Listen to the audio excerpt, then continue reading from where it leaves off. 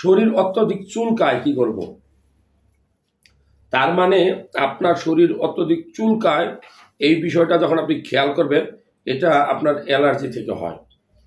Allergy মূলত বংশগত কারণে হয়। রক্ত থেকে আপনার অ্যালার্জি থাকলে অ্যালার্জি হতে পারে, খাবার থেকে অ্যালার্জি হয়, যেমন ইলিশ মাছ, চিংড়ি মাছ, আপনার ডিম, হ্যাঁ, তারপরে ডাল, তারপরে গরুর মাংস, মিষ্টি কুমড়া, তারপর অনেক সময় পুঁই শাক, কলা খেলে অনেকের অ্যালার্জি হয়। এই যে অ্যালার্জি হয়, তাই বলে কি আপনি সব খাবার বন্ধ করে দিবেন? না।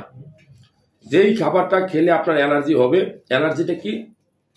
শরীরের ভিতরে চুলকাবে, লাল লাল র্যাশ উঠবে, নাক দিয়ে পানি পড়তে পারে, চোখ লাল হতে পারে।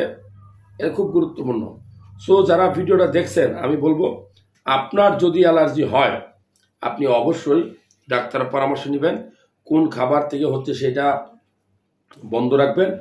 অনেক সময় খাবার থেকে হয় না, পরিবেশ থেকে হয়।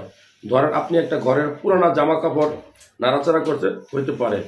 ধরেন আপনি একটু রান্নাঘরে ধোয়ার মধ্যে গেছেন, হইতে পারে। ধরেন আপনি অত্যধিক শীতের মধ্যে গেছেন, বের হয়েছেন, আপনার হইতে পারে। ধরেন আপনি রাস্তাঘাটে কাজ চলতেছে, মাস্ক পরা বেরোছেন, মাস্ক পরা ছাড়া বেরোছেন, আপনার অত্যধিক অ্যালার্জি হইতে পারে।